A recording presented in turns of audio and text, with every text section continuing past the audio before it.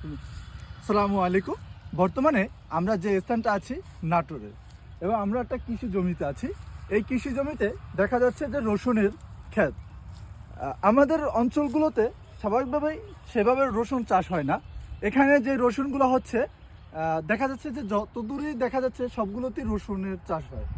আমরা এই স্থানীয় একজন কৃষকের সাথে কথা বলবো তারা কিভাবে এই রসুনটা রোপণ করে, এবং সবথেকে একটা মজার বিষয় হলো আমাদের দক্ষিণ অঞ্চলে পানি অ্যাভেলেবেল পাওয়া যায়, কিন্তু এখানে কিন্তু পানি অ্যাভেলেবেল পাওয়া যায় না। তাদের অনেক সিস্টেমেটিক ওয়েতে পানি নিয়ে আসতে হয়। সেই ক্ষেত্রে আমরা আঙ্কেলের কাছে জানবো যে আসলে কিভাবে তারা রসুনগুলো চাষ করে এবং এখানে জমিটা কিভাবে আবাদ করে এবং এই পানির বিস্তারিতটা জানবো। আঙ্কেল, যদি বলতেন যে আসলে এই আপনাদের কি কি চাষ করেন এই ক্ষেত্রে জমিতে। আসসালামু আলাইকুম। এই আবারটা আমরা একসময় করতাম হলো চাষ করি ঢেল হইতো বড় বড় ঢেল আমরা হাতুর দিয়ে বাড়ি ভাঙি ফেলাইতাম। তারপরে একসময় আসলে হলে এই পতিতে লাগাইনি, এটা পতিতে লাগাই সারি ওর উপর দিয়ে আমরা এই খ্যার দিয়ে ঢেকাই দেওয়ার পরে সার দিতে হয়, ওষুধ দিতে হয়, নিড়াতে হয়।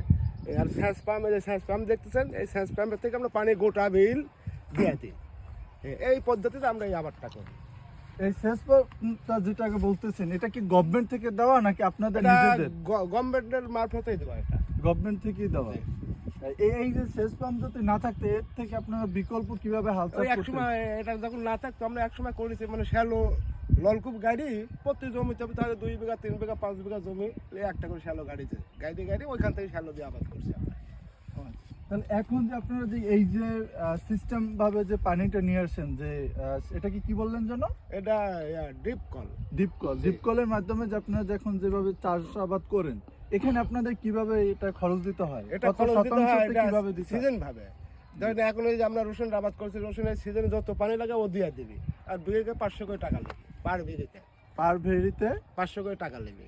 মানে এটা ভেরি কিভাবে কত শতাংশ জমির উপরে? এটা 33 এক বিঘা ধরে, 33% 1 বিঘা ধরে। 1 বিঘা ধরেন 1 বিঘা জমিতে আপনার কত কেজির মতন রসুন আসবে? রসুন 25, 30, 40 মানে যেরকম হয়, মানে ভালো মন্দ আছে তো। অনেক জমি দেখা যাচ্ছে রসুন 30-40 মন হারে হচ্ছে, অনেক দেখা যাচ্ছে এইসব রসুনগুলো তো খারাপ হয়েছে, একদম স্বাভাবিক হয়তো 20 মন। এটাই। আপনারা কি হচ্ছে এখানে আর কি রসুনই চাষ করেন আপনাদের? এখানে রসুনের সময় এই সময় তো আমরা রসুনই চাষ করি বেশিরভাগ। আপনাদের এই জমিতে কি কি ফলন হয় মূলত? এখানে এই রসুনের আবাদ আমরা তুলে নেব, অনেক জমিতে দিয়ে আছে, করলা করা আছে, তারপরে মিষ্টা কুমড়া করা আছে, এই যে এইসব জমিতে বাগুন করা আছে, এরই মধ্যে লাগানি আছে বাগুন, বেগুনের আবাদ করে, বেগুনটা